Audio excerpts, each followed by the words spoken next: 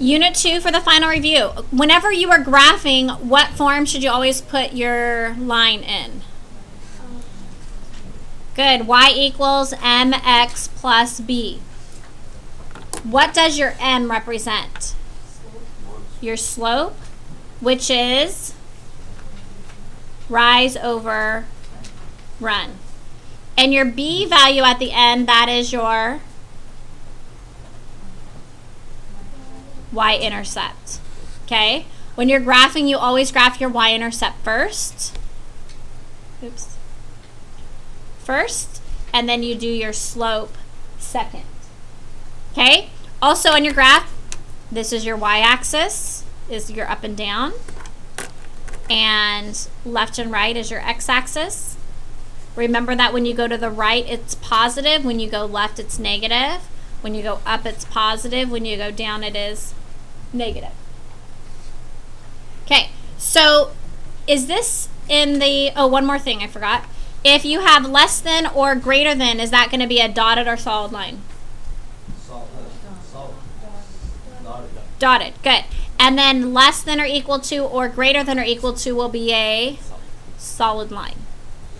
Okay, and then you'll also need to shade depending on if it's greater than or less than. Okay, so when I go back to this problem, what am I going to do in order to get it in y equals mx plus b form?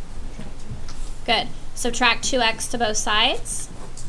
So I have y is less than negative 2x plus 6. Where do I go first on my graph?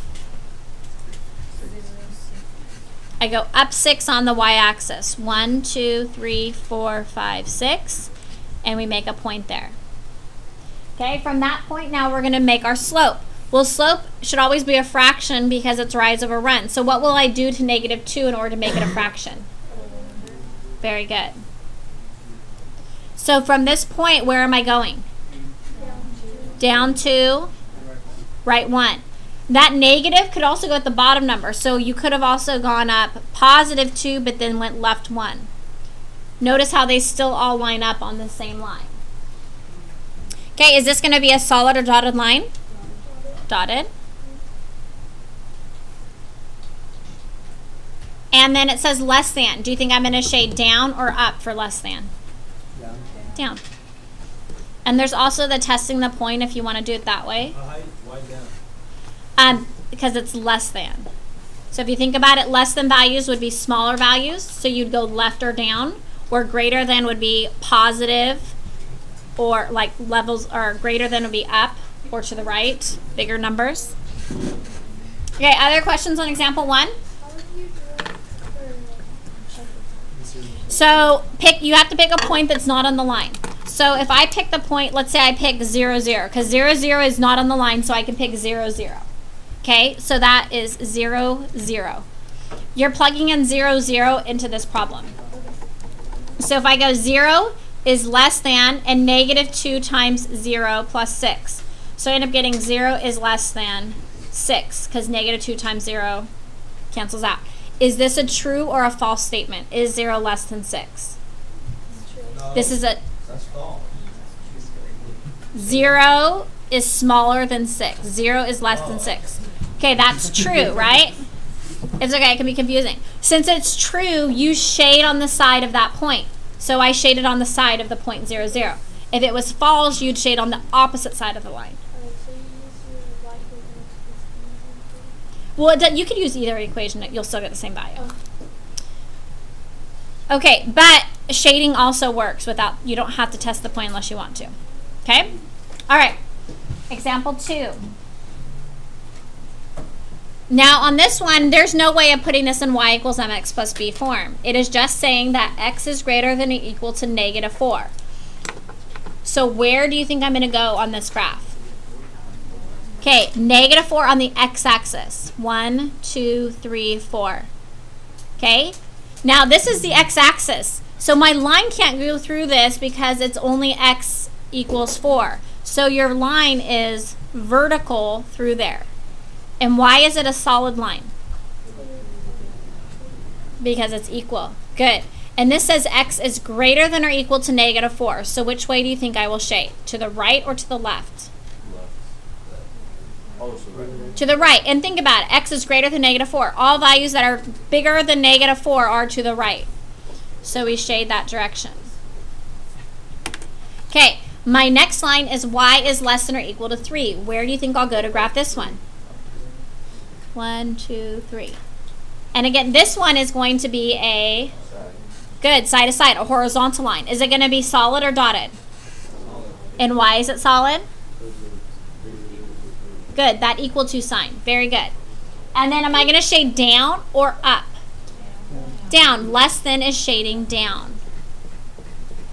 Now, your final is a multiple choice test. Everything on it is multiple choice, so be very careful on that. But your answer on the final will only be the part where it overlaps. So this would be the only thing that would be shaded in, is this area where they overlap. So it's always a good idea to make your own graph and then find the one that matches it. So that's the answer where they overlap. Questions on example 2. Okay, example 3. In order to do this one, what do I need to do? Good, we need to change this one into the correct form. What will I do first to get that in the correct form? Good, subtract 2x to both sides. Okay, so when I do that, I have 3y is less than or equal to negative 2x plus 12. What's next? Good, divide by 3 to each term. So I have y is less than or equal to negative 2/3 x plus 4. So if we go to graph this one, where will I go first? Very good, up 4. 1, 2, 3, 4. From that point, where do I go now? Good. And remember that negative can go with the top or the bottom number, so I could have also gone which way? Up 2, left 3. Is this going to be a solid or a dotted line? How do we know it's solid? Equal to sign. Very good. Okay, this says less than or equal to. Which way am I going to shade? Down. Okay, now we have our other line here. This one's in the correct form, so where will I go first? Down 6. 1, 2, 3, 4, 5, 6. Make a point. From there, there's no number in front of the x, so what's there? 1. And how do I make 1 as a fraction? Good. So we have 1 over 1. So from this point, I can go up 1 and right 1, or I could have gone down 1 and left 1, because 2 negatives make a positive. And is that line going to be solid or dotted?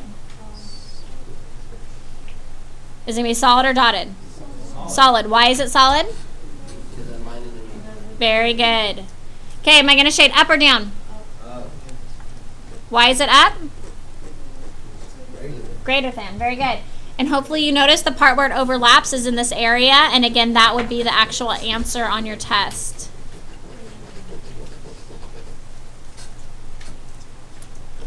Okay, questions on 3. Okay, example 4. This asks you to solve for x and y. Whenever you're solving for x and y, you want your letters on the left side of the equation and your numbers on the right. If you notice, the first equation is set up correctly, but the second equation is not. So you want to put it in the order x, y, with the number on the other side. So I'm going to add 4x to both sides, because I want the x's and the y's on the left. And then at the same time, I'm going to go ahead and add 7 to the other side to get my numbers on the right. Okay, so we're just moving things around so it's in the right order. So my first equation right here, this one's still good. I'm going to rewrite it. 2x plus y equals 4. My second equation, I want it in order with x, then y, then my number. So how will I write that? This 4x or negative 4. Thank you.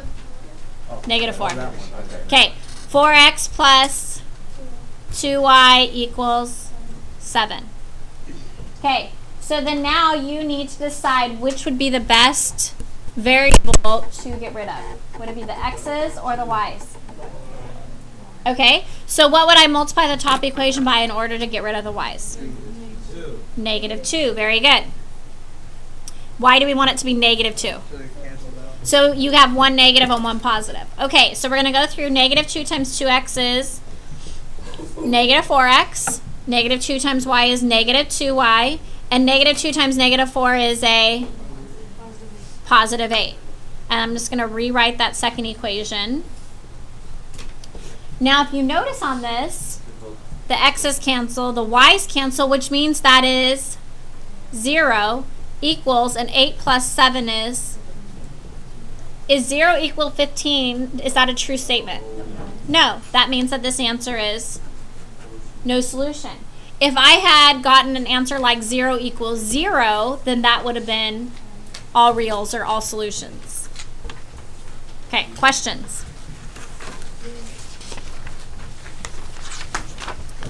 Okay, example 5. So on this one, you're going to have to write your two equations and then solve them.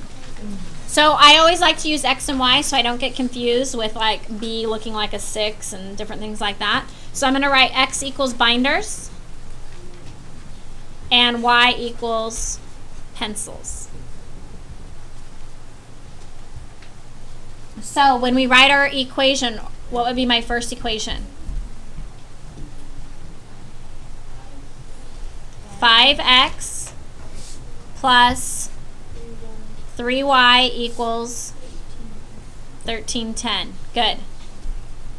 My second equation is 2x plus 6y equals 620. Okay, which variable would be the easiest to eliminate? The y's. What will I need to multiply by in order to get rid of the y's? Very good. So we're going to multiply the top equation by -2. When I multiply that through, I get -10x minus 6y equals -2620, right? We're just doubling 1310. Okay, and then I'm going to rewrite my other equation. So I still have 2x plus 6y equals +620. So when we do that, we can eliminate our y's. One was positive, one was negative. And we end up with -8x equals -20. Very good. And then what will I do now? Divide by -8. And -8 or -20 divided by -8 makes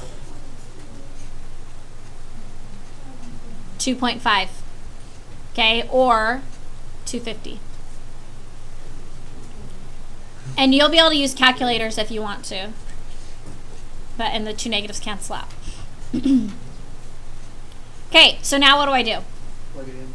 Very good. Plug it into either of the equations. Which ones do you guys want to use? The top one? Second one. Okay, second one has smaller numbers. Okay, so we have 2x plus 6y equals 620. So I can do 2 times 250 plus 6y equals 620. What is 250 times 2? Good. 5 or $5 plus 6y equals 620. And then I subtract your 5. So we have 6y equals 120. Divide by 6 and we get y equals 20 cents. So those are your two answers. So 250 is your binders and 20 cents is your pencils. Okay? Questions?